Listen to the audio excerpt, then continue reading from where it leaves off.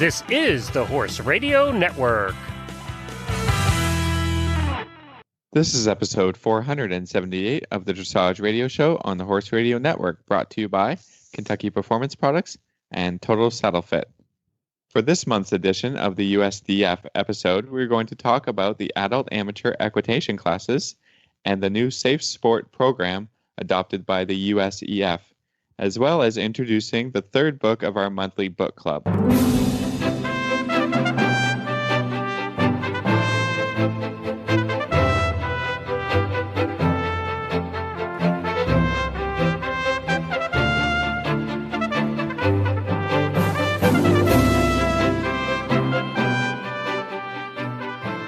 This is Reese Koffler-Stanfield from Georgetown, Kentucky. And this is Philip Parks from Rockwood, Ontario, and you're listening to the Dressage Radio Show. Well, hi, Phil. Hi, Reese. Welcome to a new month. I know. Wasn't it just April? I don't know about anybody else. This summer seems like it is flying by. I cannot believe it. It always does. It always does. You get used to it. But just go. It's true. Worry about it later. Yeah, it's very true. I love it. Well, how are the horses? Horses are good. We're happy. Just sort of have a bit of a down week.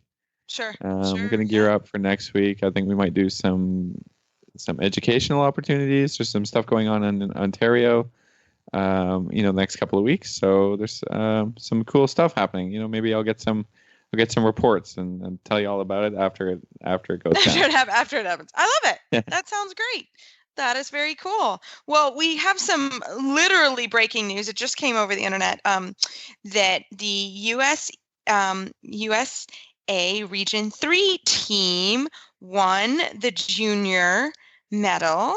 The Region 4 was silver, and Canada Central was the bronze for the juniors. And for the young riders, Canada, our Alberta/Quebec team, wins gold medal. Yesterday. Won the gold medal. How Congratulations. Cool is that? Yeah. Congratulations to everybody involved. That is really cool. We love it. Fantastic. Yeah, so you guys have all your, 7 or 8 regions? Yeah. What we do is we will typically send 1 or 2 teams. Sometimes we only have enough riders qualify to send 1 team, but if we have more, then what we do is we sort of combine regions. So Alberta is a province that's way out on more west coast, and Quebec is considered a little bit more East Coast. So they combined to a team. And then Ontario had a team that's, the most central of our province. That's where most of the people are located in Canada.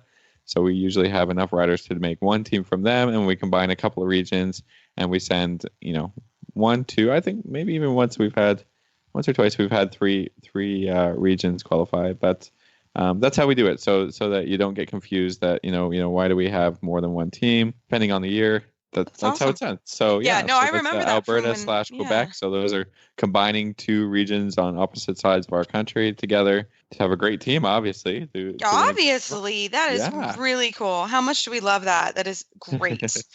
We love it. So I think congratulations and good luck to the individuals moving forward, and looking forward to the weekend, I'm sure.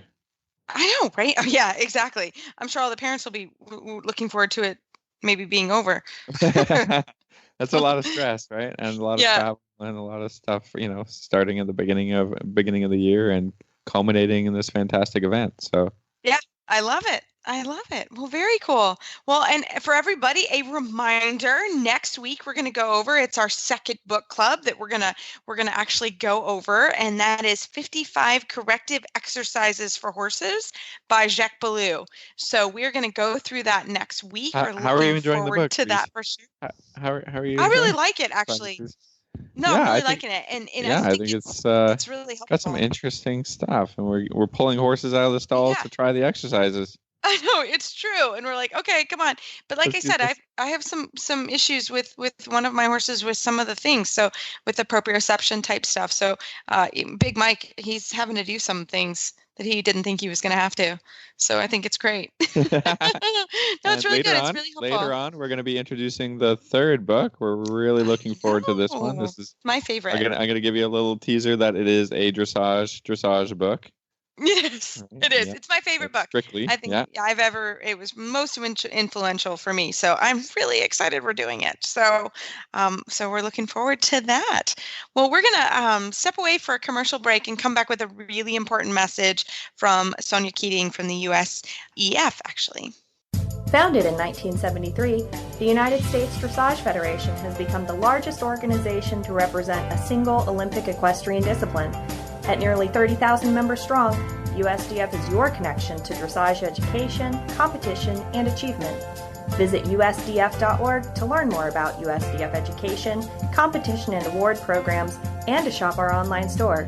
Again, that's USDF.org, your online destination for dressage.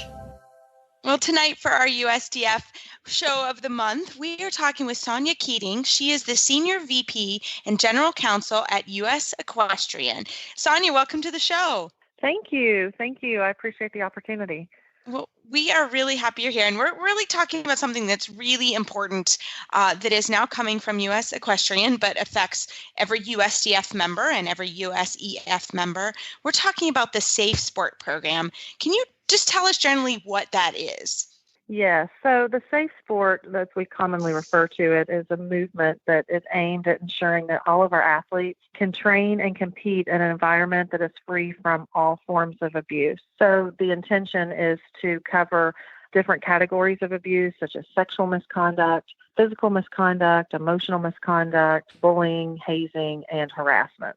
So it really covers everything. So tell us a little bit about sort of what we as members can do and where are some resources we can find some more information. Well, the first thing I would like to tell you is that we do at US Equestrian, we do have a page that is dedicated to Safe Sport.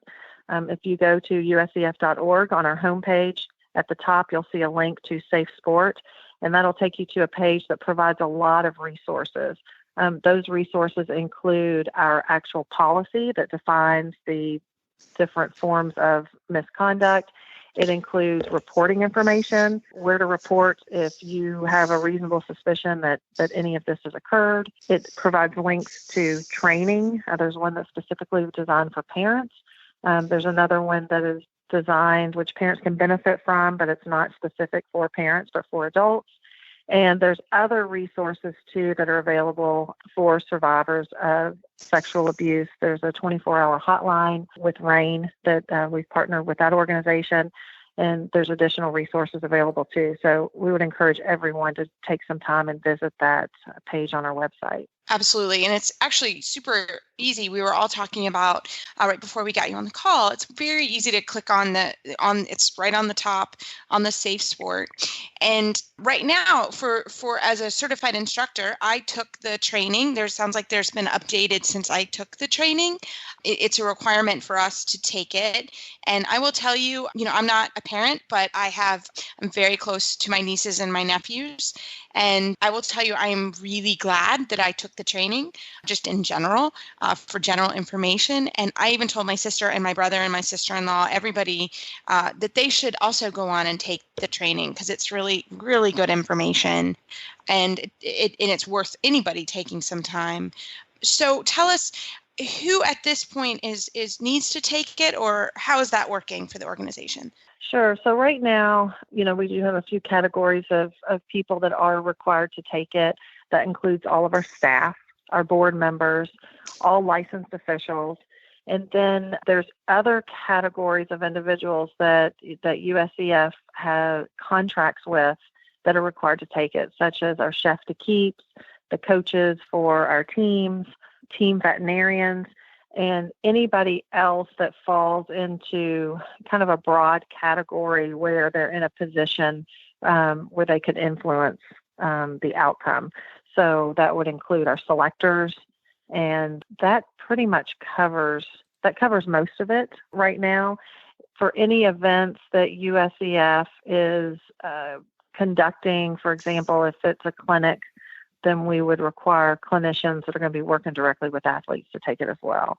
And there is a physiotherapy program, and those individuals are required to go through the Safe Sport training as well as the criminal background screening. So as someone who used to teach riding lessons. Now, the minority of my clients were children, but of course, there are kids everywhere when you're in a bar and you have kids.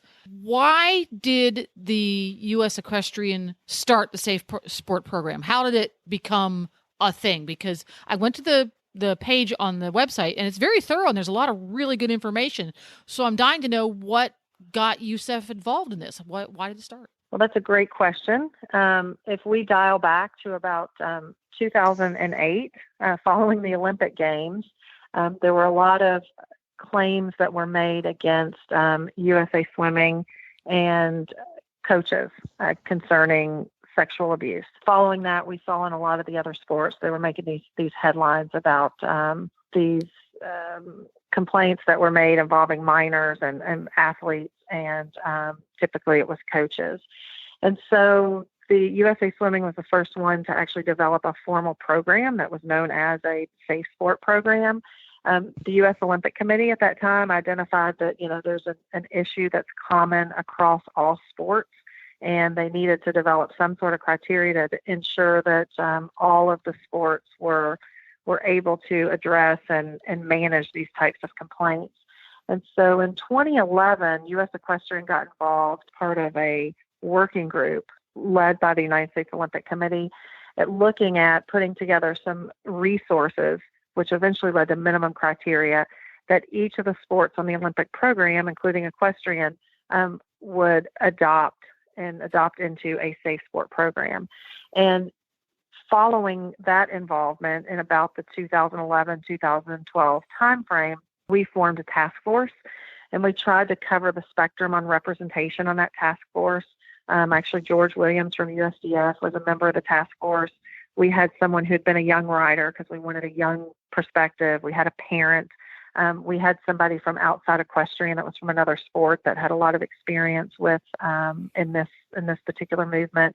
And we were looking at the minimum criteria that the United States Olympic Committee was setting forth, and then what could we do and how could we develop a formal program for our sport. And so as a result of that, in 2013, our board adopted at the time we referred to it as a Safe Sport Handbook. And that handbook contained 5 different strategies that we would utilize to try to address and the issues and ensure safe training environments and competition environments for our athletes. At the time, we referred to it as a athlete protection policy. We had the criminal background check screening that certain individuals were required to successfully complete in order to perform in the particular role. The safe sport training, and then we had a reporting policy and, of course, an enforcement policy. So that has changed some since 2013. We've learned a lot, and there have been some changes in terms of what the best practices are.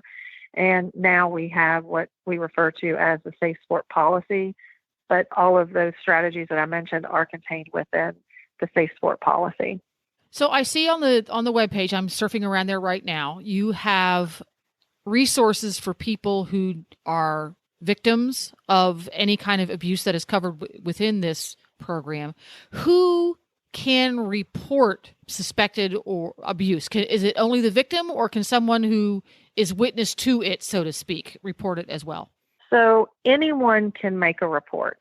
They do not have to be a victim. They do not have to be a member of U.S. Equestrian.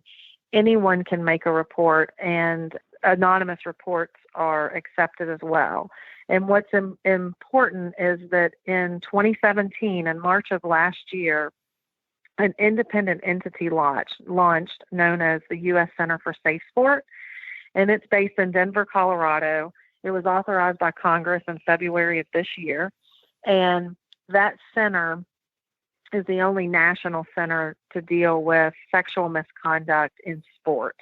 And so it has exclusive jurisdiction over all the reports of sexual misconduct that arise from the Olympic sport. So in other words, if there is a reasonable suspicion that sexual misconduct has occurred and that the person who perpetrated that, or the person that, is accused to have engaged in that conduct, if that person is under U.S. Equestrian's jurisdiction, then the U.S. Center for Safe Sport has jurisdiction, and they conduct the investigation.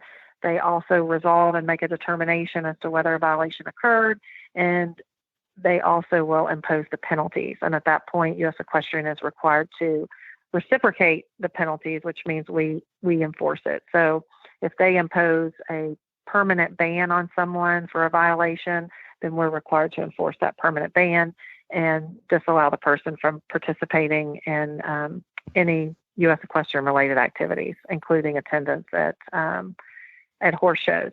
Now, the center's scope of jurisdiction on exclusivity, it's just as to the sexual misconduct.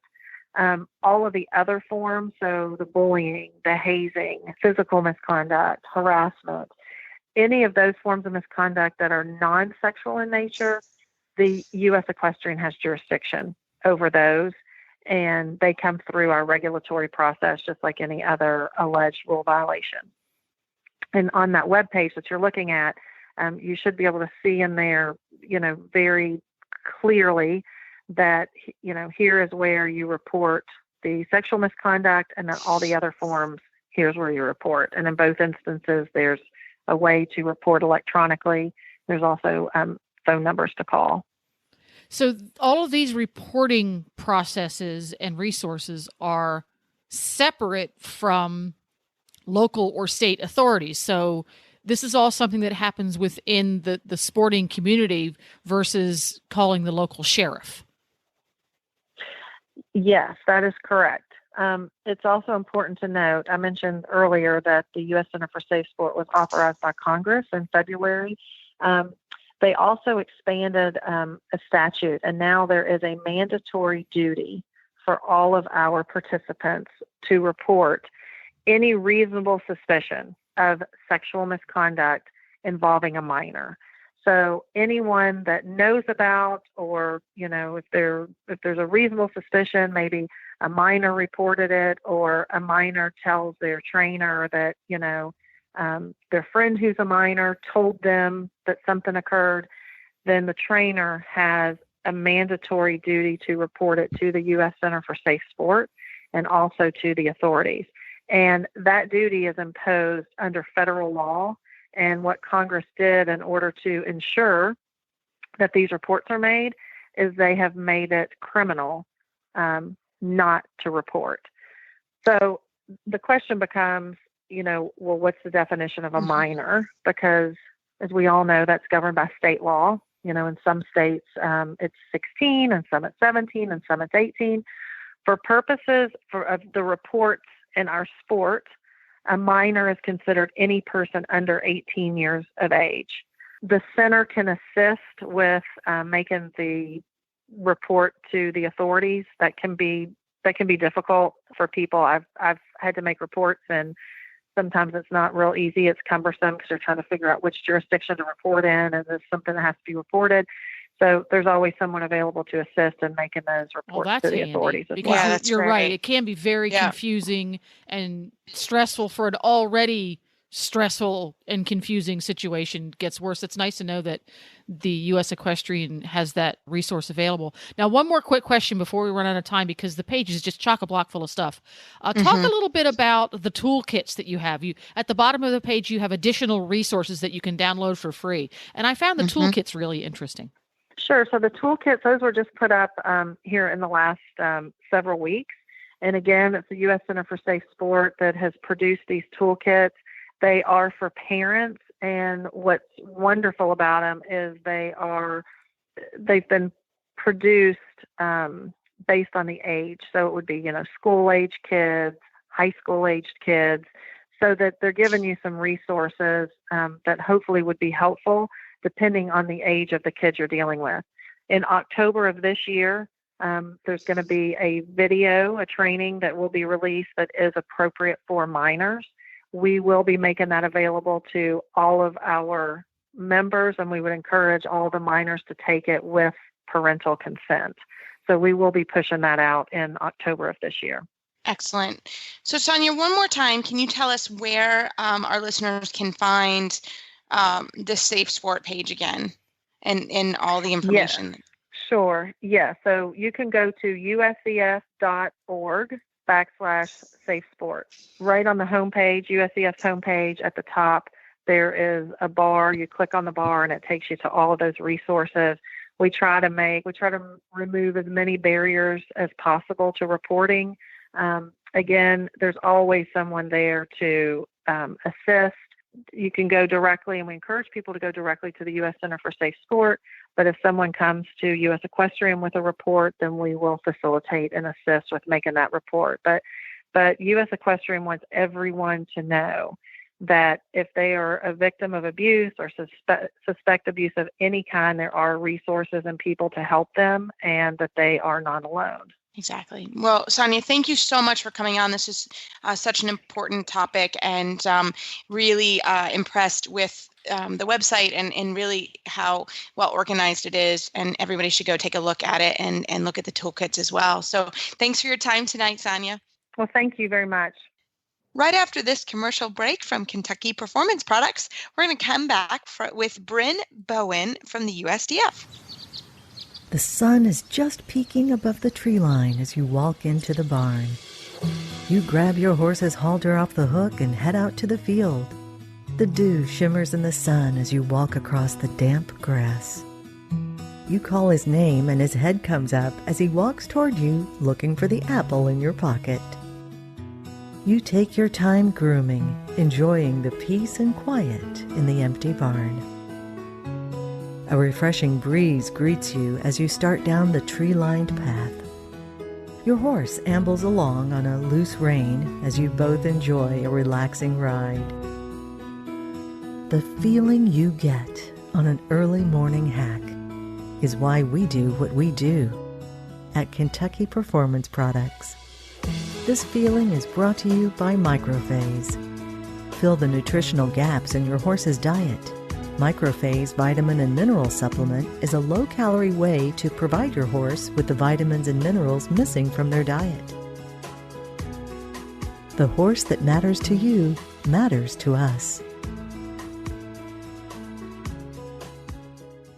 Well, tonight for our USDF segment, we are so happy to have Bryn Bowen, Senior Competition Coordinator for the United States Dressage Federation. Bryn, welcome to the show. Thank you for having me. I'm so excited. We are so happy to have you. And I know you from the USDF regional finals and the national finals. I get to see you there quite often, which is always fun. But tonight, we're going to talk about the Adult Amateur Equitation Program. What is it? How do you get involved? We'll let you take it away for us. Yeah, so the USDF Regional Adult Amateur Equitation Program is USDF's newest program designed to recognize adult amateurs competing in equitation. There will be one USDF Adult Amateur Equitation Regional Final class that is held in conjunction with each of the 9 USDF Regional Championships. And any adult amateur competing at any level can participate, and the way they would qualify to participate in this regional final would be one of two ways. So adult amateurs can qualify to participate by earning a score of a 70% or higher in any dressage and equitation class, with the exception of a walk trot equitation class that's held at any USDF licensed /USDF recognized dressage competition. They can also qualify to participate by simply qualifying for the regional championship classes, except for freestyle. So if they're qualified for regionals, they can participate in this new equitation class at the regional competitions. Wow. So anybody that qualifies from a regional can go. Say that again, because that's important. Sounds like a lot of people can participate. Yeah, I'm like, say that again. Yes. So all you need to do to participate in a USDF Adult Amateur Equitation regional final class is qualify to participate in the regional championship. So if you're qualified to participate in the regional championship class, you are qualified to participate in the USDF Adult Amateur Regional Final class. Or an adult amateur can earn a 70% or higher in any applicable dressage sheet equitation class at a USDF recognized competition. All right. So what is an equitation class? How is it different? How are they run? Or a seat class? Like I'm from up north, so you're gonna have to explain what I enter the class. I see it. It's a class offered at my at the regional competition. I want to enter it. What am I to expect? Okay, so an equitation class is actually different from, say, a training level class. It's a group of riders all go into the arena at one time. It can be held in either a dressage arena or just an open arena that the competition might have there. And they are judged on, the rider is judged on their equitation, and they are asked to basically just do your flat work. It's like a flat class essentially. So they'll be judged at the walk, trot, rising and sitting, their cantering, and then their transitions through all the gates, as well as their diagonal. They can be asked to do particular tests, which will include movements through first level.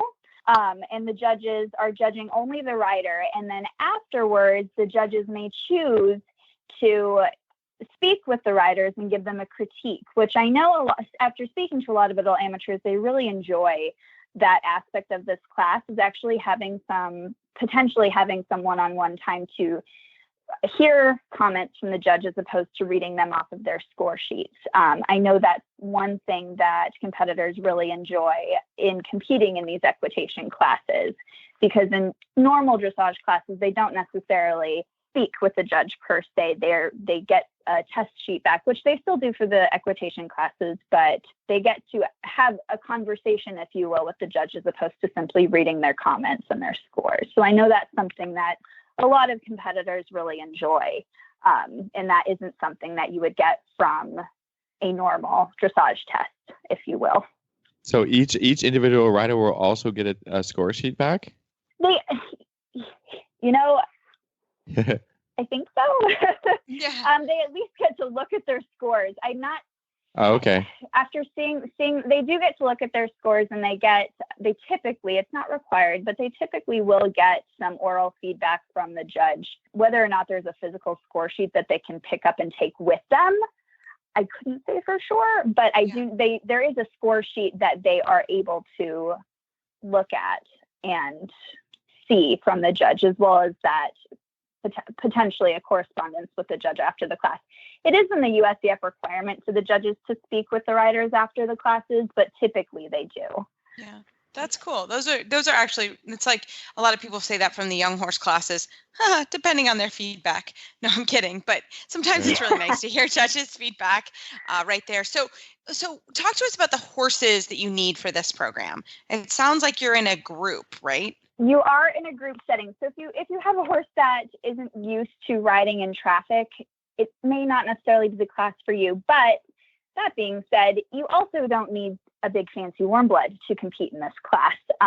You can be one of those riders that's been competing in the intro test on, something maybe a little less fancy than those warm bloods that we see in the Grand Prix and FEI levels.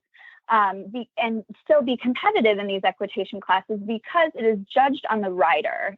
So the horse doesn't necessarily play into it. It's purely judged on the rider and the rider's equitation and effectiveness of their aids. So I've spoken with a lot of adult amateur competitors who are very excited about this opportunity, because they have, something that may be a little less competitive in the other classes that is extremely competitive in an equitation setting, because that horse is able to give its rider an opportunity to just show off their wonderful riding skills, as opposed to, I don't want to say anything discriminatory, but as opposed to trying to take a thoroughbred, say in a Grand Prix class. Sure. No, I think that what's fun about this. People get the point of get the point of it, right? It's and I have nothing against those thoroughbreds or quarter horses. That's what I grew up on. Be very PC. No, I think, actually, some of them may be better because of their movement, right? I mean, that's why I asked that question, because, this would be a class that you want to look good on. You want to look the best you can. So pick the horse that you're sit well on, or that you enjoy, or your horse that you enjoy. That was kind of where I was going with this question. But they need to be good in groups.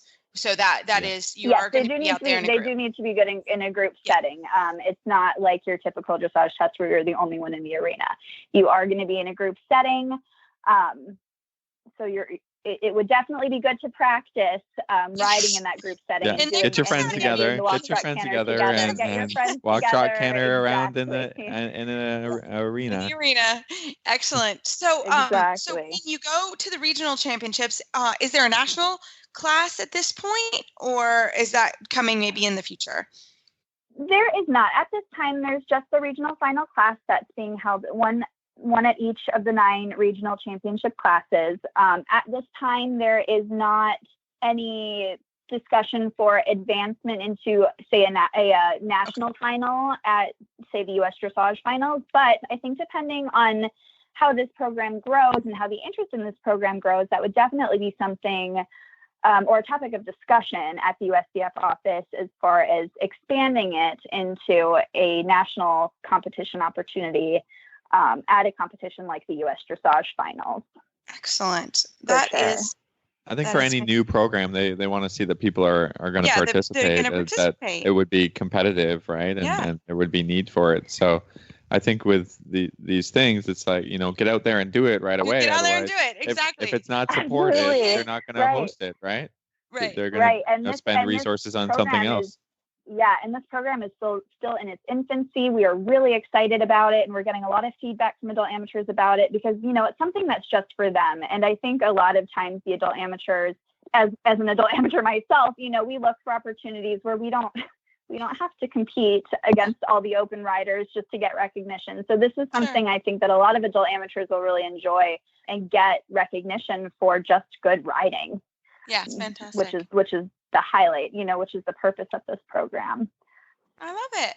Well, Bryn, thank you so much for coming on this episode and talking to us about the Adult Amateur Equitation Program.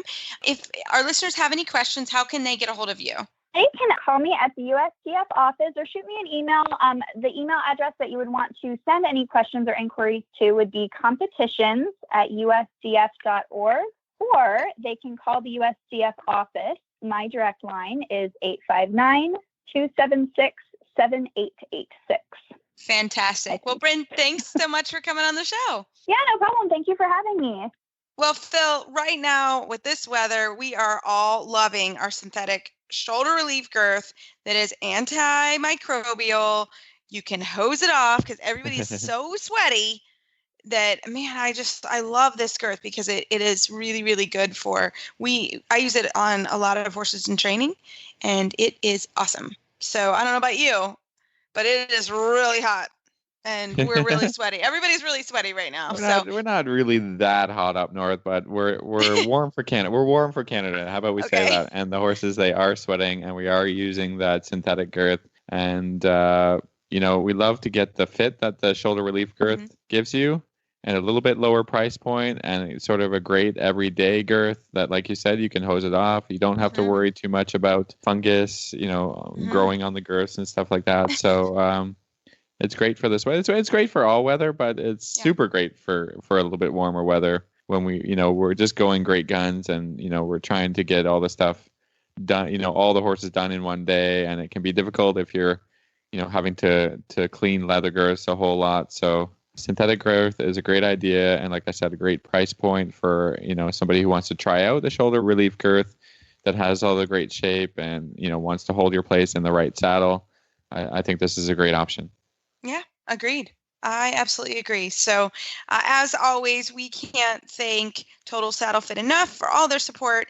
And if you have any questions, totalsaddlefit.com, and they can really, really help you out. So we love it. So riding, kids.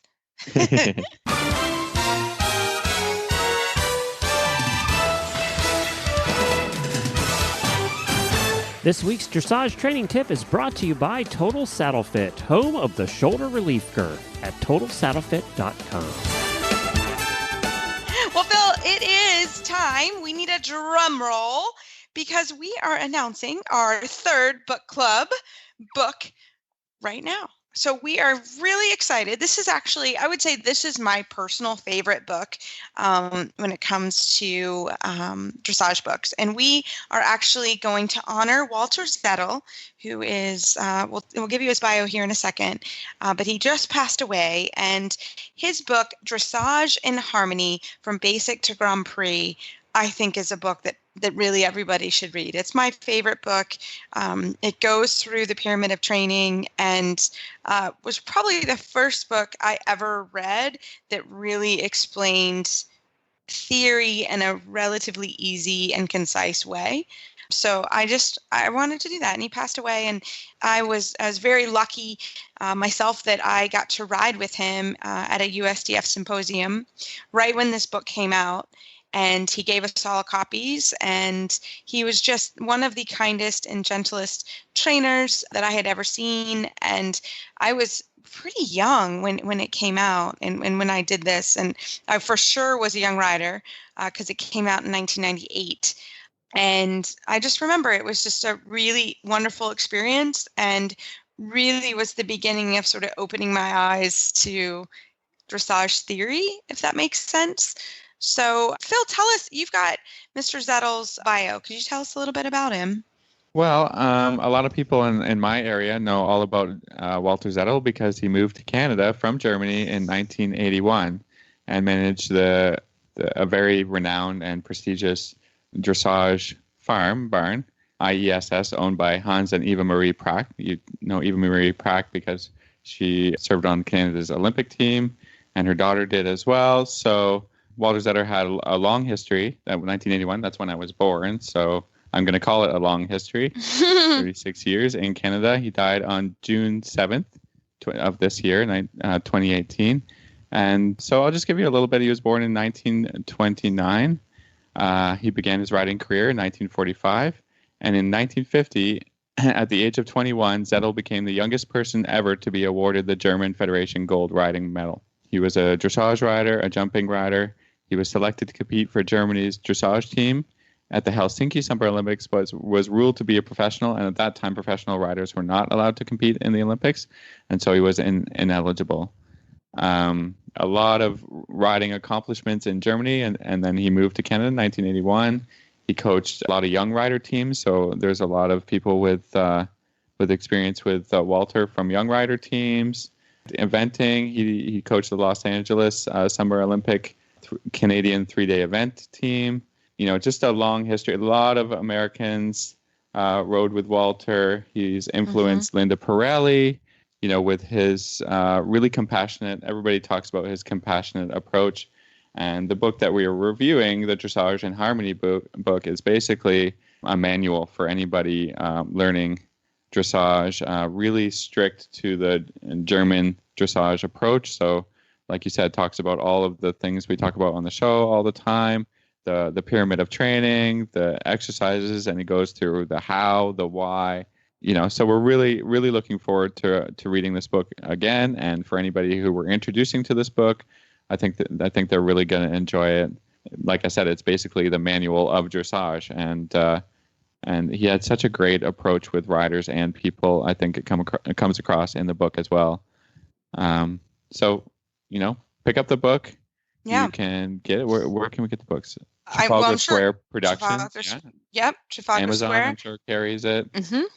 And we're gonna find an auditor who will review this book with us in another month. Yeah, I love it. So I hope everybody enjoys this one for sure. So that is our total SatAFit tip of the week. Getting ready for our book club next month. Well, Phil, that was a super fun show. And as always, everybody, we love email, Facebook shout outs, calls, emails, whatever you want to do to get a hold of us and how we can help you on your journey of dressage, because it is a journey. It is not, it's not a sprint, is it, Phil? It takes a lifetime to complete. It's a marathon. Well, it takes 2 lifetimes to become a good rider. That's what I heard somewhere. Somebody told me that, and I think it's probably true. More than true. Yeah, more than true. I love it. Well, as always, we're here, and we love helping out in any way we can. So, this is the USDF show this week. So the United States Dressage Federation is your connection to dressage education, competition, and achievement. Visit USDF.org for more information. The USDF is the online destination for dressage. You can find our show notes to today's show and links to today's guest on our website, dressageradio.com. Like us on Facebook or search Dressage Radio Show. Follow us on Twitter at Horse Radio. My website is maplecrestfarmky.com and my email is reese@horseradionetwork.com. I think the best way to find me is on Facebook, or my email is philip@horseradionetwork.com. I'd like to thank our sponsors this week for allowing us to put on a good show. And don't forget to check out all the other shows on the Horse Radio Network at horseradionetwork.com. Everybody, keep your heels down and your shoulders back, and we will talk to you next week.